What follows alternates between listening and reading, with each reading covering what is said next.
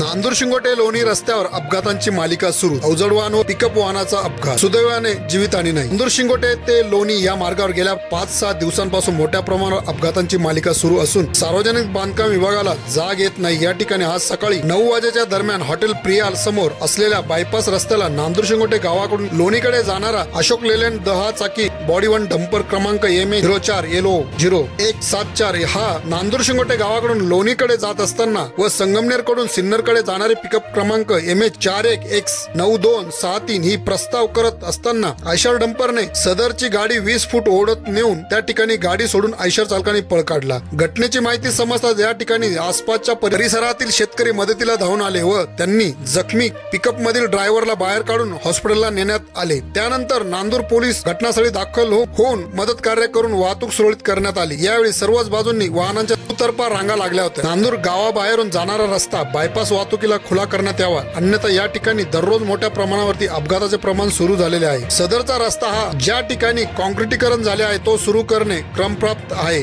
मात्र सदरच्या खात्याकडून तो वाहतुकीला खुला करण्यात येत नसल्यामुळे रस्त्यावर दररोज अपघातांची मालिका सुरू झालेली आहे। नांदूर शिंगोटे लोणी रस्त्यावर अपघातानंतर मोठ्या प्रमाणावर रस्त्याच्या दुतर्फा वाहनांच्या रांगा लागल्या होत्या। ही वाहतूक सुरळीत करण्यासाठी युवा नेते दीपक बरके, रामदास सानप, सुरेश कुटे, स्वप्नील सानप आदींसह परिसरातील अनेक ग्रामस्थ उपस्थित होते। RV22 न्यूज साठी प्रकाश के नांदूर शिंगोटे। आता आपण प्रत्यक्ष उभे आहोत नांदूर शिंगोटे ते लोणी या रस्त्यावर। या रस्त्यावर दररोजच अपघातांची मालिका सुरू असून 2-3 दिवसापासून दररोज या ठिकाणी अपघात होत आहे। आज सकाळच्या वेळेस नांदूर शिंगोटे गावाकडून अवजड वाहन येत असताना व पुण्याच्या दिशेने नाशिकच्या दिशेने जात असलेली पिकअप पूर्ण या वाहनाने धडकावून त्याच्यामध्ये मोठ्या प्रमाणावर पिकअपचे नुकसान केले असून या मोठ्या डंपरचा चालक हा येथून फरार झालेला आहे।